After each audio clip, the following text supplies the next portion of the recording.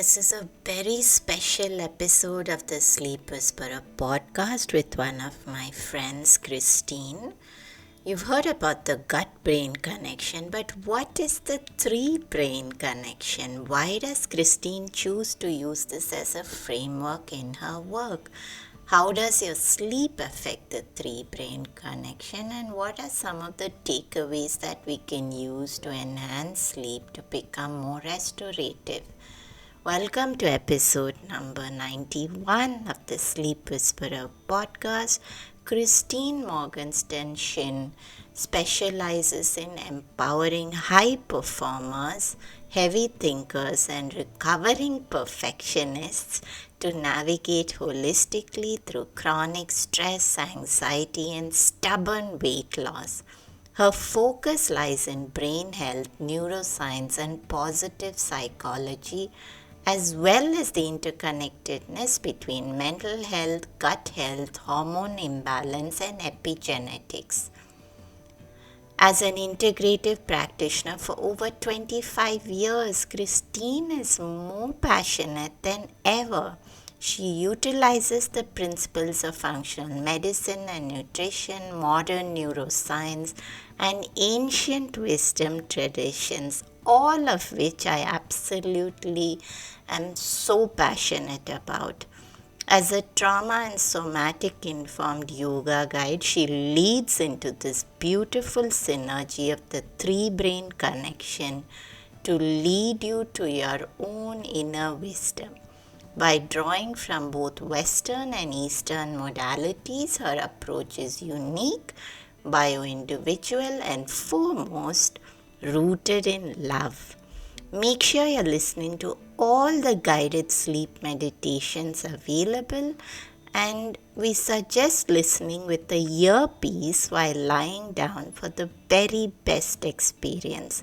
However, you do not need to limit yourself to only listening at night. Take time out in the afternoon, and that's a great way to keep your stress levels low and also help you release some of that restlessness of the day, leaving you more calm and peaceful for all your interactions through your day. And do shoot me an email on deepa@fightothrive.com and share which ones you loved. Now take a listen to the three-brain connection.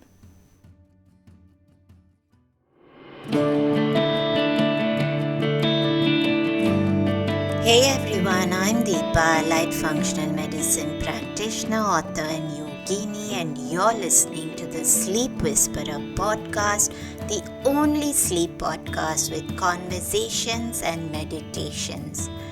I'm on a mission to share profoundly insightful sleep conversations with global visionaries that merge together functional medicine and ancient wisdom. Breathe in bliss through weekly guided meditations and let yourself enter the land of dreams. Together, let's unravel the pieces, get to the roots, and understand the right tools to transform your sleep completely. Through this podcast, I want you to dream the best version of yourself.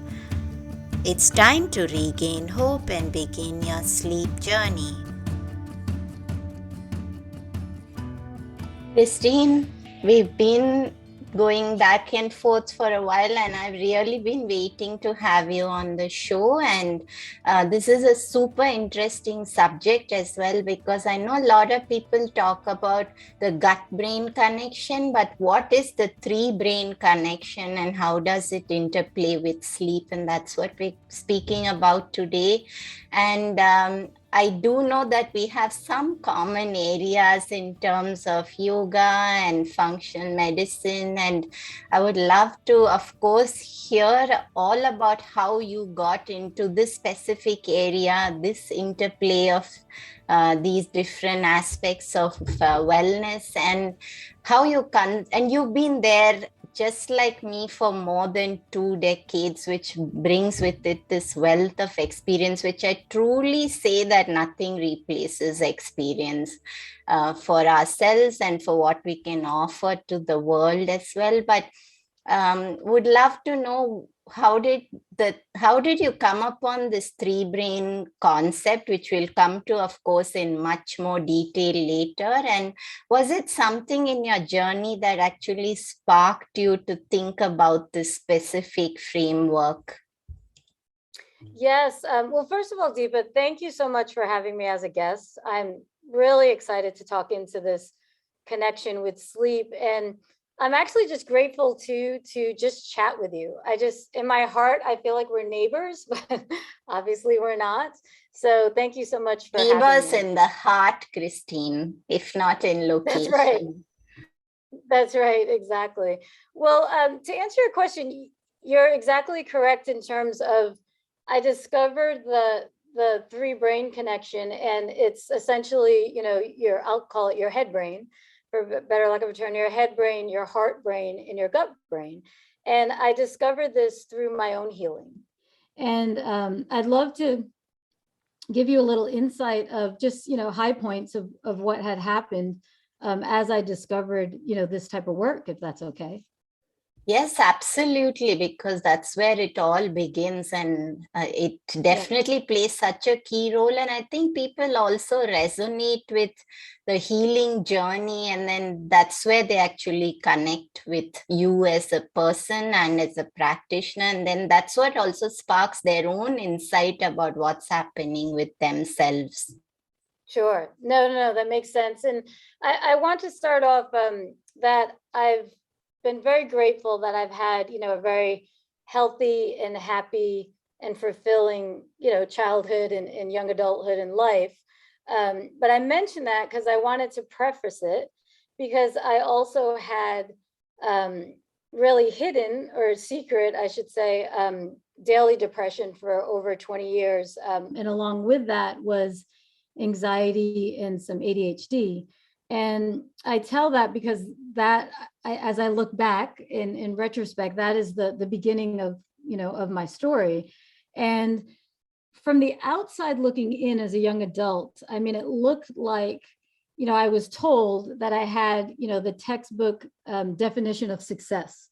I had a high energy job, career in the fitness industry, and admittedly, I actually felt like I had this mental engine that could just go, go, go. It was just endless. And whether it was just energy or performing, I know now that I was always reaching for external achievement and external gratification. And that was something that was something that was really important to discover when I was in the middle of my illness, So, I always joked and said, oh, workaholic, that word is for people that they don't have enough grit to accomplish their dreams, and admittedly, I was just so wrong, and so at the beginning, just little tiny things occurred, whether it was cognitively or neurologic or physical. I might have had I called it a food baby. I might have had a little, expansion of the stomach, and we'd laugh, and then it wouldn't happen for 2 months. Little things like that happened. I might see the word sleep. I might see somebody sleeping, but I couldn't remember the word. I lost my eyesight for a half a day, believe it or not. And little things like this started happening. Joint pain. I used to sleep very restfully, then not at all, and this went on for years. But as a high performer, a high achiever, I dismissed it. I just kept putting it to the side, and there was a period where I saw 6 or 7 specialists. It was very disappointing. The end synopsis was either nothing was wrong, it was in my head, or I had IBS. And so I truly, unfortunately, felt unheard, felt unvalidated, and just felt alone when it came to the medical, profession. And that, just took a lot out of me, because I had a lot of shame. I was in the health industry. I should be able to solve my own challenges, right? So fast forward to when I discovered functional medicine.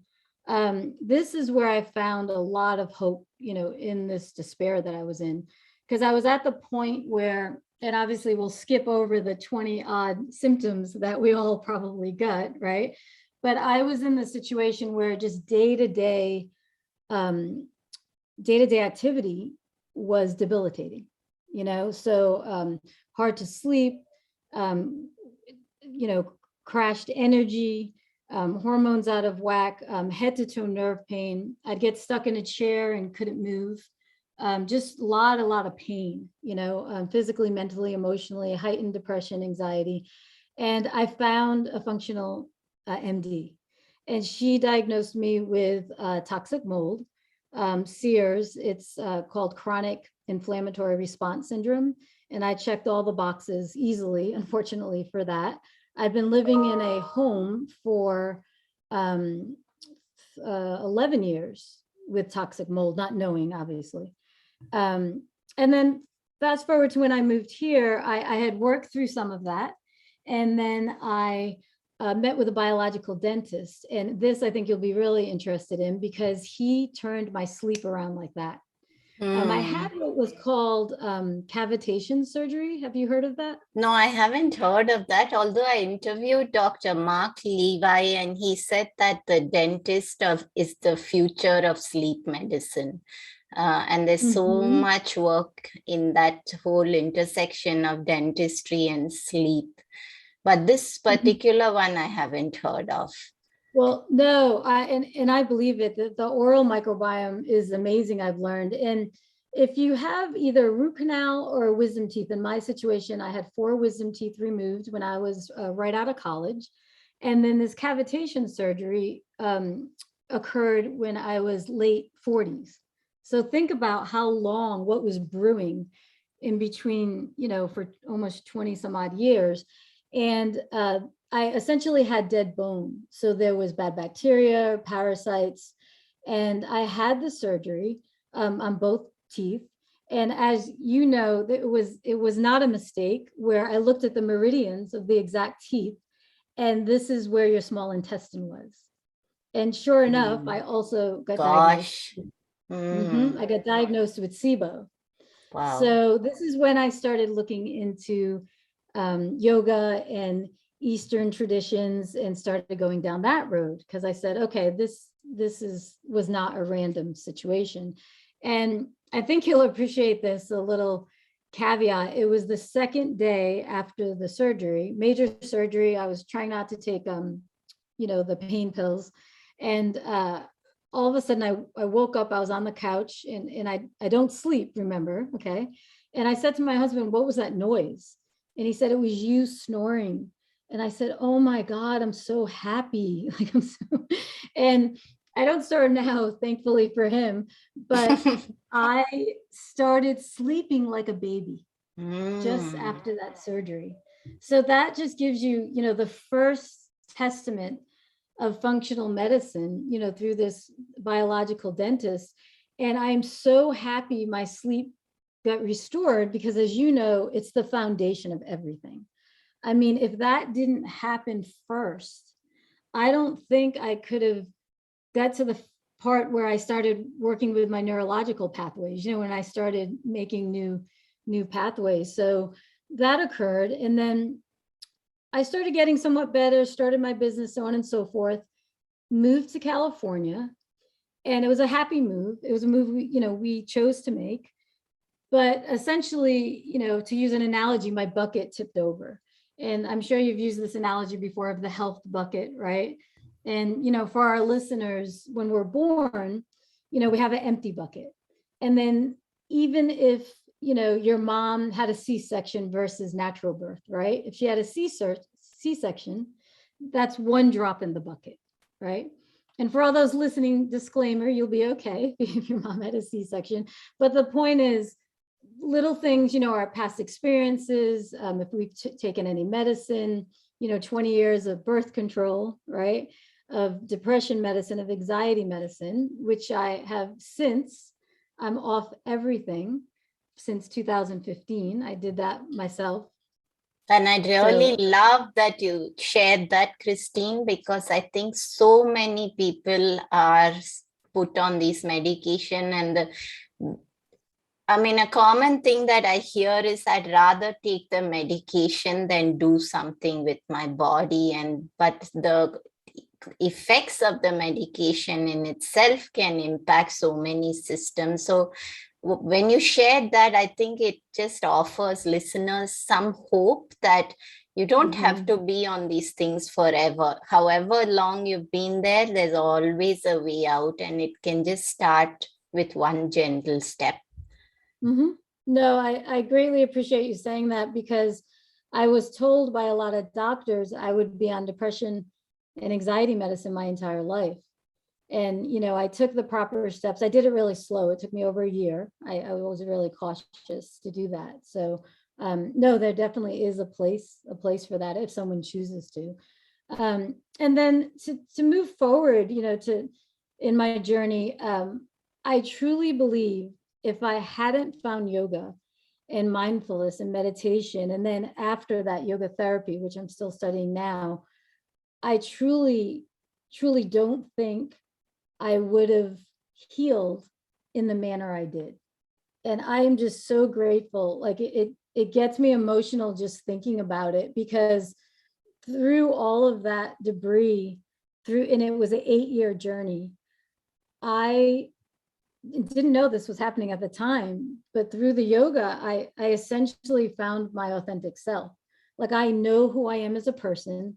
I'm aware of, my personal connection with my heart and my soul. I don't look for that external validation anymore. I kind of throw out the rules, right?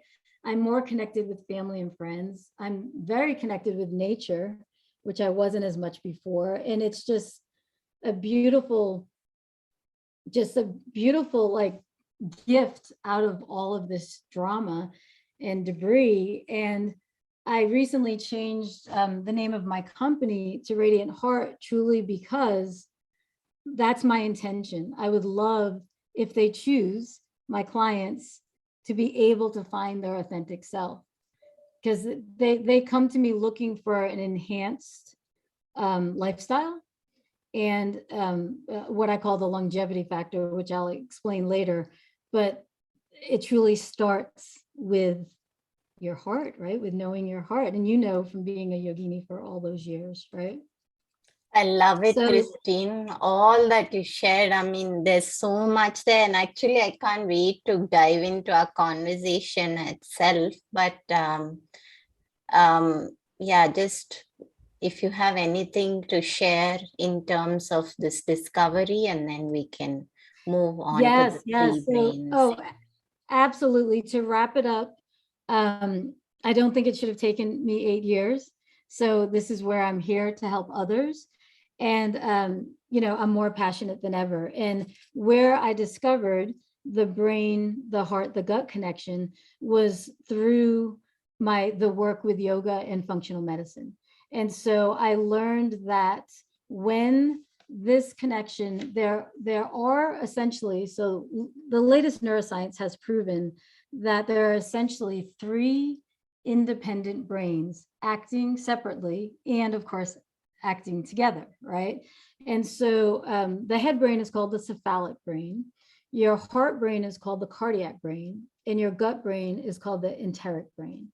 And they all have sophisticated organs, but they're deeply connected. They're all constantly influencing each other, whether it's through like sensory neurons or neurotransmitters or motor neurons. They can actually all sense, learn, remember, communicate, and change, which is, in my mind, absolutely amazing. And when I give you examples of how it's connected to sleep, I think you'll agree. The great thing is when someone's very healthy, this connection is in harmony. So they're all speaking each other really, really well. Unfortunately, the West and the East have 2 different ways they go about it, as I'm sure you know. So where I live, our society, it's more of that high productivity, high intensity, right? We think a lot with our head brain. And I understand, I mean, it's responsible for our executive functioning and our speech, but this groundbreaking science that has recently occurred in the East, I've learned through my study with Eastern traditions, they've taught this for centuries. And you're the last person I have to explain this to, but it's just, No, but it's just please go really, ahead because our listeners are predominantly in the US. So okay, it would be okay. great to break it down. Sure, sure. And so, just touching, because we don't want to go down a rabbit hole, but touching on the gunas, our energy centers, in some forms of yoga, we have multiple centers of wisdom in our body, which is why we look at the 5 layers of the body, right, with yoga therapy. And we'll look at that through personalities, the seasons, the time of day, our constitution, the elements. And a lot of this work is bottom up work. And what I mean by that is we need to be connected with ourselves and learn how to be embodied and learn how to work with our nervous system. So the East has done that well for years, but the West, think about it. We all have the saying like, follow your hearts. I know it in my gut. I mean, we all say these things. So intuitively, the West does have an understanding of the multiple brains.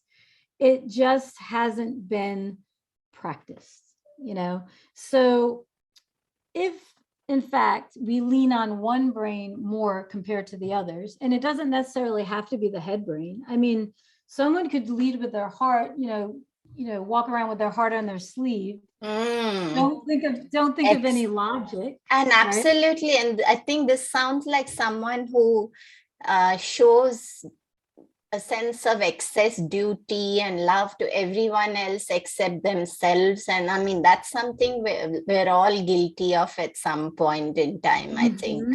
Mm-hmm. So if we lean on any of the 3 brains too much, imbalance in our health can happen. And it could be anything from obesity, chronic stress, anxiety, of course, sleep, depression, high blood pressure. And today, of course, I'd like to talk about sleep. If the brains are balanced, I do want to emphasize this because this is really, my passion to hopefully everyone can walk away with some sense of a balanced brain. But think about it, there's mental clarity, there's greater connection with friends and people, you have overall better physical health, your intuition is better, your insight, decision-making, creativity, and it even protects against Alzheimer's and Parkinson's, which is really close to my heart in terms of helping people prevent, cognitive decline. So would you like me to explain a little about what each brain is before we dive into the sleep? Yes, I think I would love to talk about what each of the 3 brains, and also why did you decide to use this as a framework, and how does it make sense into actually applying it as a way to look at health in everybody, both from the perspective of imbalance and balance. Okay. No. So first that, I'll spend a little bit of time on the head brain just because that's what we know the most, right? But the cephalic brain, it's actually made up of 100 billion neurons. So it's the most, and as we know, it's the seat of our language, cognition, consciousness, right? Creativity. So it has a lot of vast complexity.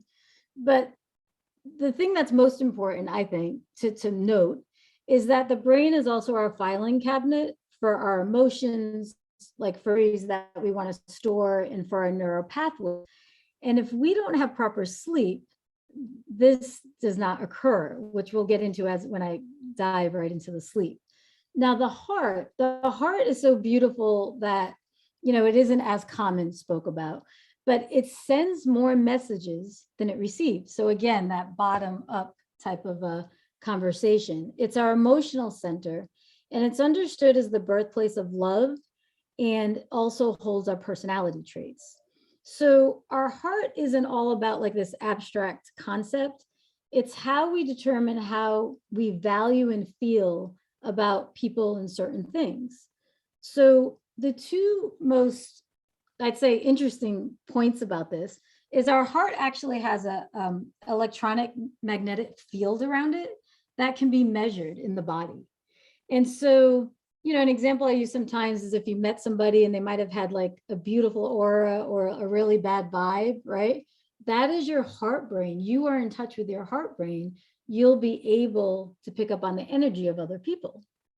And so if that isn't, kind of amazing enough that we're able to do that, I don't know if you've heard, but there's been records about heart transplant recipients taking on the personality Yes, of their yes, donors. Have you heard of yes, this? yes, yes, It, absolutely.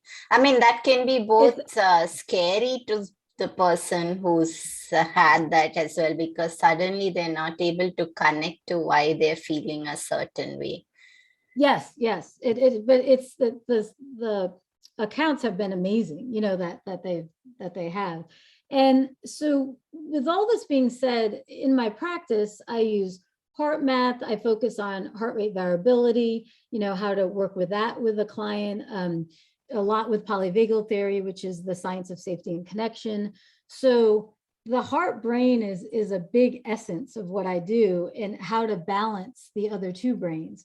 Because think about it, a lot of what I do is with behavioral change. So helping someone go from a mind shift to a behavioral shift. And we can't get to the behavioral shift and change and start working on changing those neural pathways if the body doesn't feel safe in itself. And it's not going to feel safe in itself until you've learned how to control your nervous system. So this is just a beautiful example of how the heart and the brain, the two brains work together. Does that make sense? Yes, and Christine, before you talk about the gut as well, I just wanted to share a little practice that I have some of my yoga students do when they're in Shavasana, which completely resonates with your concept of the three brains, and where we just first focus for a while on the movement of the abdomen with the breath to soothe the abdominal area, and I'm thinking gut, and then about feeling a gentle expansion with the inhale and a relaxation with the exhale of the rib cage, which resonates with the emotional center, where usually I ask them to breathe in love and let go of any emotions that they feel they'd like to release. And then finally, where you bring the breathing awareness to the two nostrils, which direct the awareness to the center of the brain. And then I'm thinking this is just describing your three brains.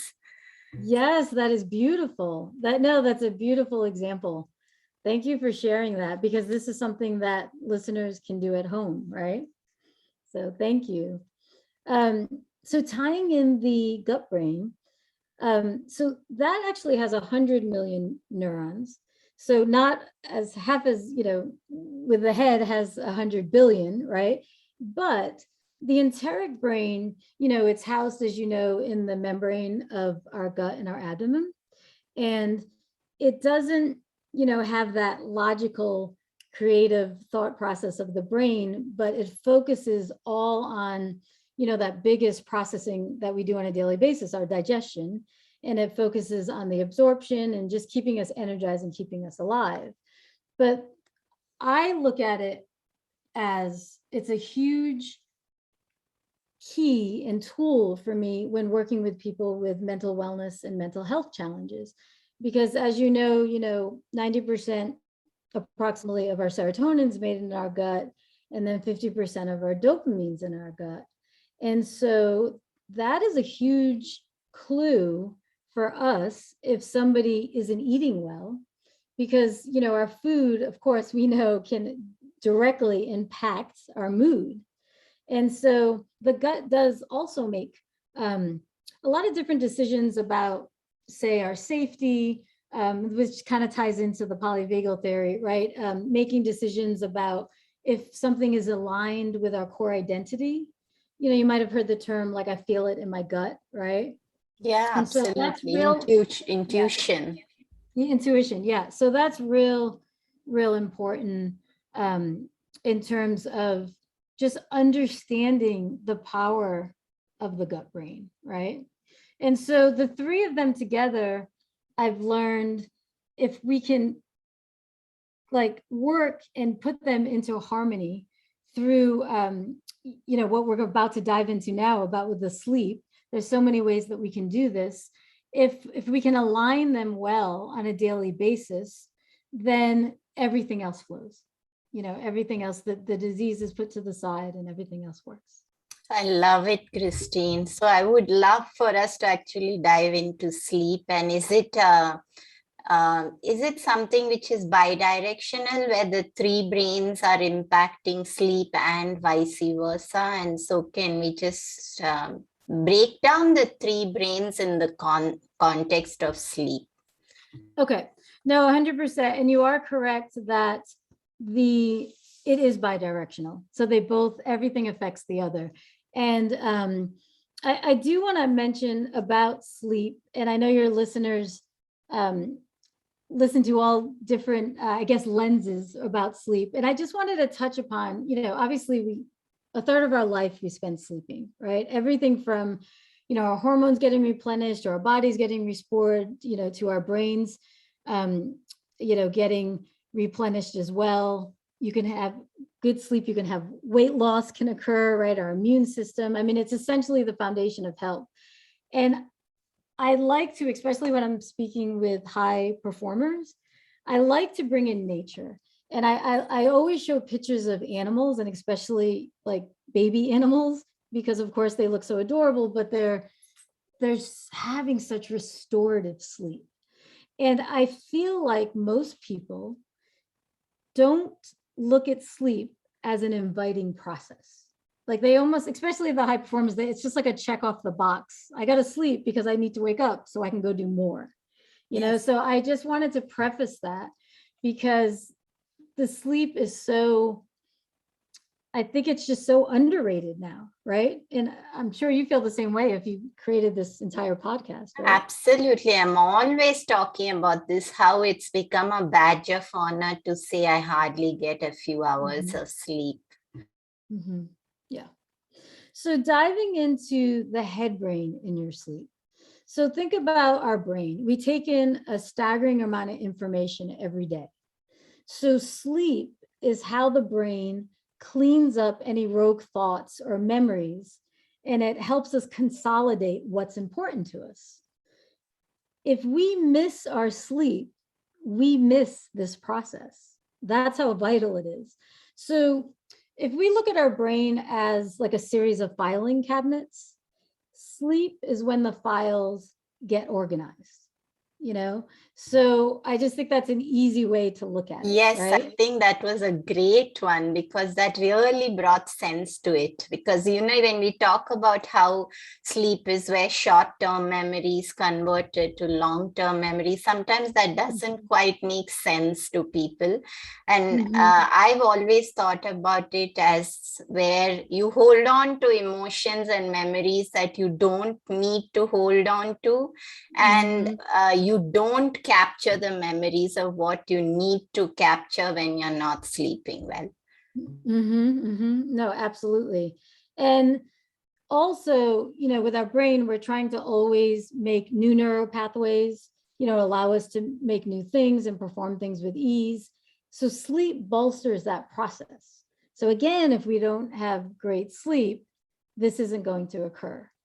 And then on the other hand, if we really don't have great sleep, the opposite, of course, will happen, right? So the memory, the low focus, a host of other brain issues. And when I have a reset I do, it's 12 weeks. So my point is, sleep is one of my first modules. And a lot of times they're like, why aren't we talking about weight loss or any, other things that they want to talk about?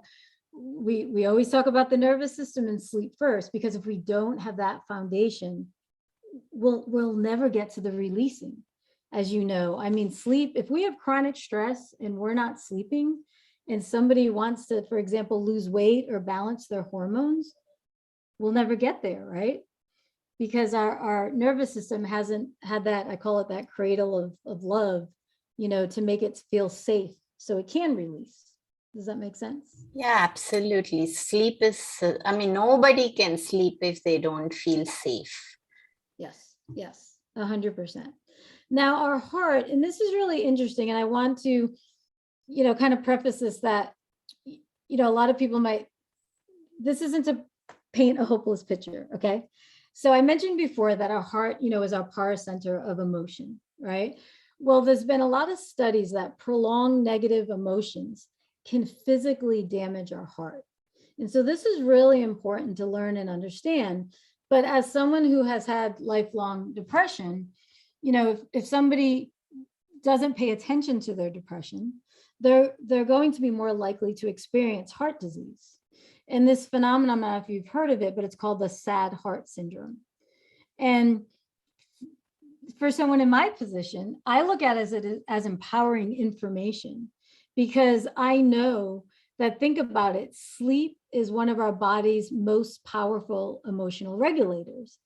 So I know that I'm going to get my sleep, I'm going to, and this is someone who almost 5 years, I didn't sleep. So if I can do it, whoever's listening can do it, and think about it in relation to our heart and the emotion. Sleep can help us to be less emotionally reactive. We can obviously be more empathetic. It's easier to connect with our loved ones, and so it's real important that we understand. And I think it's absolutely amazing that our emotions can affect our physical organs, And I'm just wanting to take a little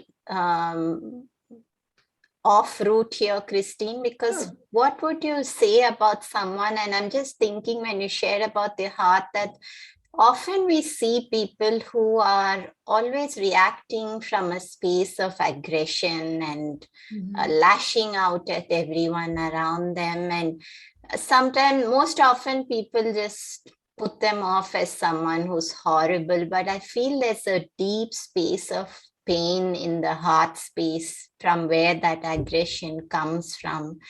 Do you have any thoughts on that? Yeah, no, I agree. I do work with people, with mental health challenges, and that does include trauma. And that's where a lot of the yoga therapy work comes in. And so I will connect, it could either be, ACEs, adverse childhood experiences, or some type of, if we'll use your anger example, we first need to be able to have that person be in a feeling of safety, and that's through the nervous system. And so a lot of work is done there, connecting with the person and having them be able to actually connect with their heart. And all of that is self-work, self-embodied work. I do a lot of work with somatics and therapeutic yoga. And so that's where I would approach that situation. So would you just clarify then to our listeners that any emotion that doesn't seem to feel balanced, it could be feeling depressed, angry, jealousy, any of those emotions that you feel need to be released, they all are an indication that there's some imbalance at the heart brain? No, 100%. I do agree that. And the beautiful thing is you can release them, like it isn't lost, and Yes. you don't have to be that way forever, Yes. And I think something that could help, your heart brain with this emotional situation is yoga nidra, your sleep meditations. We actually did the river one a couple of days ago. It was Lovely. great. So with Sham. Yeah, I think it was the floating with freedom, I believe. Yes. The name. Yes. Yeah, and I especially I don't know about anyone else, but I envisioned like I was physically just floating down. I don't know why I thought it was Brazil. I think maybe because my dad used to fish there, but just all the beautiful nature was wrapped around. And this is a visualization, like I woke up visualizing that. Oh, lovely. So yeah, it was really neat. So if the listeners haven't tried that one yet, definitely go to, what was it, number 78, I think, or 72? 82. Okay. Yeah. But I think and that's all that, flows. In fact, I must tell you, because someone asked, and that those are all by my husband, and someone asked whether he scripts his meditation, and he almost laughed because he lived in a cave in the Himalayas, and he lived there for a few years with a yogi, and then he came wow. back to this whole, because one day the master said, go back, you've got some destiny left. And he actually didn't want to come back. So he just sits here and he just closes his eyes and it flows out. And he's never scripted a single one of his meditations. That is A, amazing, and B, beautiful. So it's just literally coming from his heart.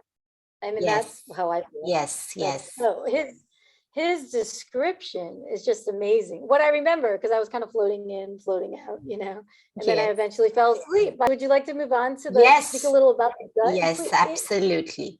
This ties it all together, your enteric brain, because how I mentioned a little about the serotonin and other neurochemicals, impact brain function.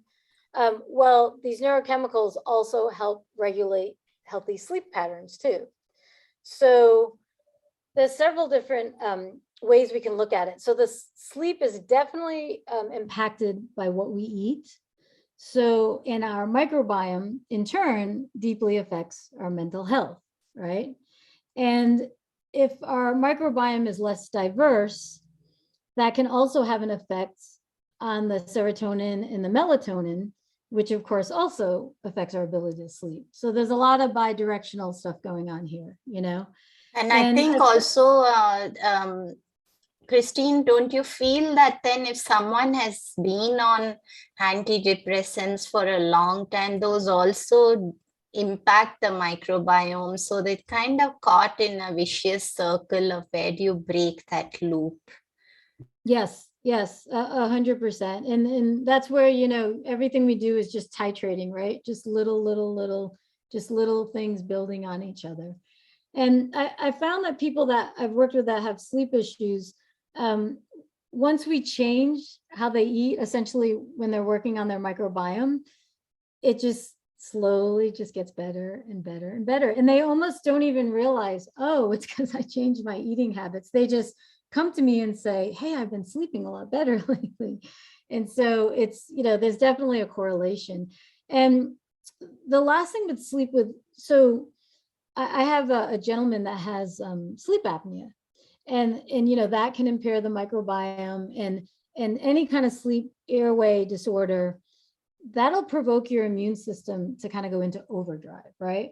And 70%, give or take, of our immune system is located in our gut, right? And so when our immune system's overactive, our nervous system is overreactive. And so when clients come in, your body's going to react. Like if they say that they react to the weather or certain foods or emotions or chemicals, or even sounds, we can start putting the pieces together, if they're not sleeping and or if they don't have proper nutrition. So it's a lot of dots being connected, Perfect, Christine. And I would like to ask you, so how does the vagus nerve connect these three? And does it connect all three of them?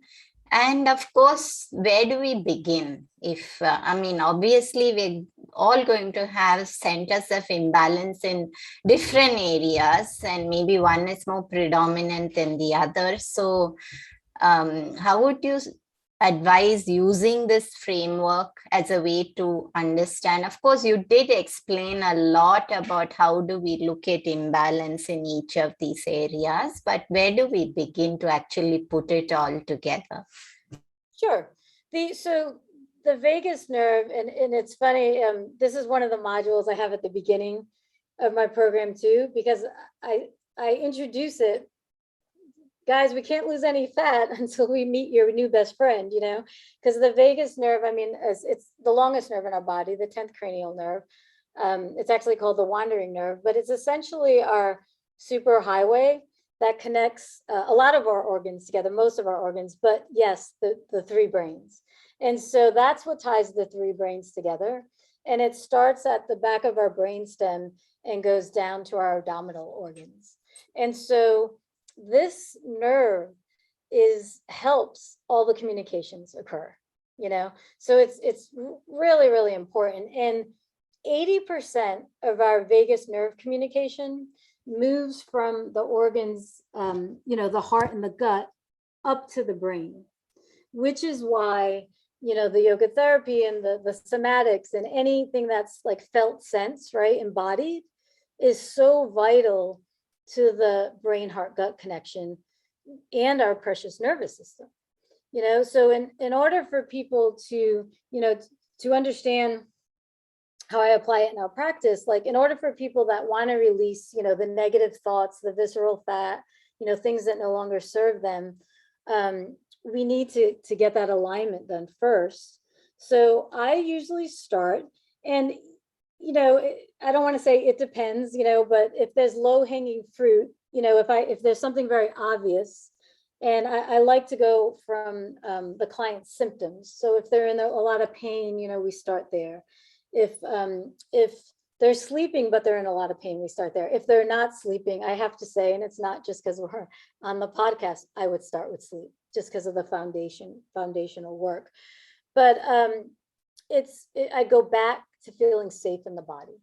And what people can do to start aligning is a lot of the polyvagal work is really great to do. And polyvagal theory is the science of safety and connection.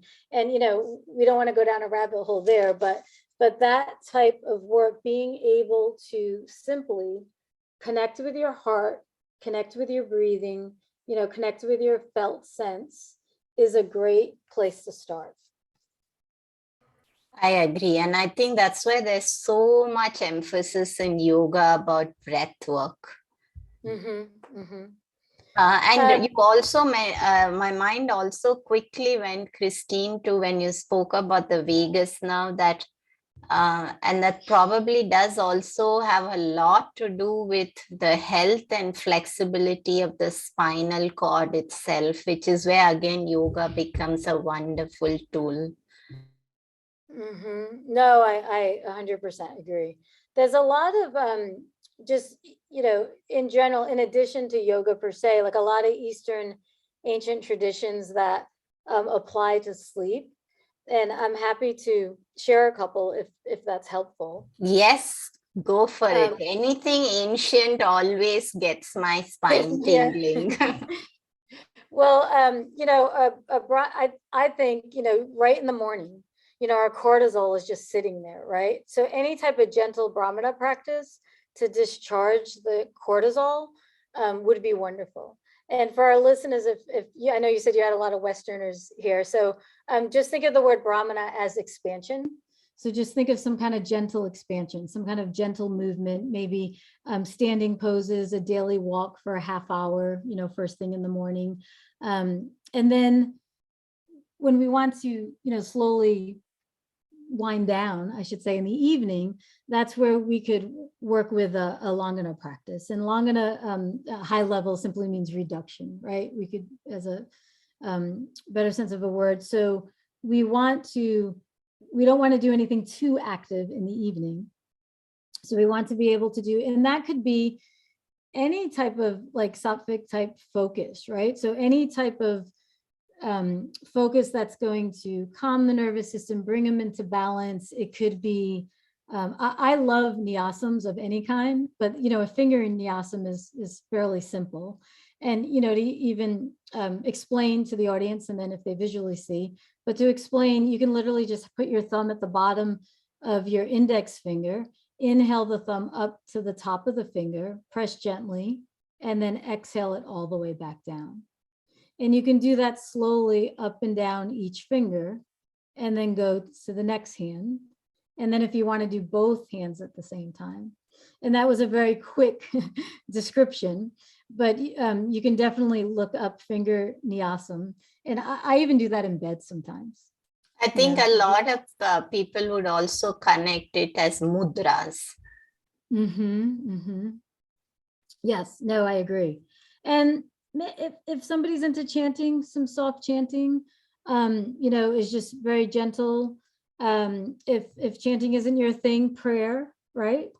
And whatever you connect with. Christine, when you said chanting, I remember way back 20 years ago when I was in the ashram and the guru we'd have chanting twice a day at sunrise and sunset for an hour. And he would say, think of it as taking a pill to keep yourself in a deep state of calm throughout your life. Oh, that's beautiful. That's really, really beautiful. Hearing it that way, I would think people will be more open to it, right? Yes. I mean, that's amazing. So there's different, I kind of have a little top list of sleep, kind of, whether you want to call it takeaways or methods. Yes, I'd love to share. I was just going to come to, could you share some takeaways for us so we can actually start to bring this together? Sure. So there's, I'm just going to kind of dance around and just touch on different things.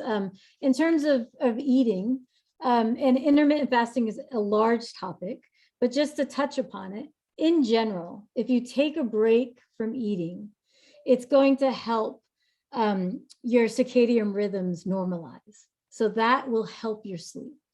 If you stop 3 hours before you go to bed, all the energy requirements, instead of processing your food, it can be focused on your sleep and your insulin sensitivity. So that's kind of, to me, a top tip from a nutrition standpoint, looking at, the medicine, avoiding any stimulants, even like Sudafed, things over the counter like congestion, that can have an effect on your wakefulness of your central nervous system. So those are things that people might not think of off the top of their head, to avoid during, before they go to sleep.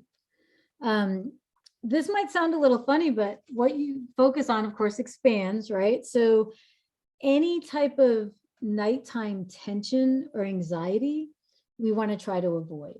So even repeating, maybe having a big conversation with your partner, you might not want to do that 3 hours, before bed. Really, any self-talk, even to yourself. I mean, a lot of times, unfortunately, people might talk worse to themselves than anyone else, right? And I think, Christine, when you spoke about people who need validation, I think it's all the more important that they avoid any sort of stimulus or conversation after sunset. Completely agree. So to me, that means TV, paying bills, looking at the stock market, like things that people might do. I mentioned the arguments, but anything that is going to get that excitatory going, right? And, all of this to me is just titrating, doing little tiny body shifts. So, if you want to go to bed earlier, maybe you wake up 5 minutes earlier, just little tiny shifts, in your biological clock, working with, and I always look at this, especially sleep work, like imperfect perfection, because there's so many things we can do. I have this light I'd love to show you, and I'll describe it for those on the podcast, this Lumi light. There's a red light. This is a beautiful light to help with our sleep. And we also have, the glasses. I have the Vivi Rays. The glasses are really nice. Of course, we had Rudy on the show as well, to Circadian Masterclass. Yeah, I saw that. I can't wait to listen to that one. And then I'm a big fan of essential oils. A couple that I like, one's called Balance, one's called Serenity. Those particular ones are through doTERRA, but any type of essential oil that's very calming for you would be wonderful. Think about, just when you go to sleep, just think about tying in as many senses as you can. So, tie in the breath, tie in the touch, maybe you tie in the visualization, tie in the meditation, that type of thing. all of those combined can help prepare us for restorative sleep. Just essentially aligning the brain, the heart, and the gut. And you're talking about anything that soothes our senses at that time of the day. Yes. Beautiful, Christine. And Uh-huh. I know we are really out of time, but that was great conversation.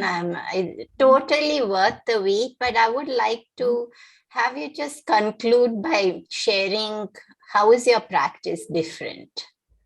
Sure. I think it starts, it's fairly unique because of the type of clientele I work with. The high performers, recovering perfectionists, overdoers, heavy thinkers. A lot of times these people are creatives, entrepreneurs. They don't have to be. Just essentially, if you're a go-getter in your own world, I'm your gal. They tend to resonate to me, if that makes sense. Oh, absolutely, Christine. And I was thinking of the Ayurvedic Pitta personality, the fiery, always excess doing. And then when you said recovering perfectionist, I was going to tell you that I need to be a recovering perfectionist. Right now, I'm still a perfectionist. Well, it's definitely a work in progress because I'm there with you. I'm in the process of, but these individuals, they desire, some of them do have a chronic health condition, but a lot of them are fairly healthy, but they desire enhanced lifestyle and what I call the longevity factor. And that essentially, we work together to create their own personal blue zone. And I don't know if you've heard of the blue zone or. Yes, absolutely. Yes. So essentially for our workers, for our listeners, excuse me, the blue zone are different parts of the world where there's the most centenarians. So with the most people that live over 100.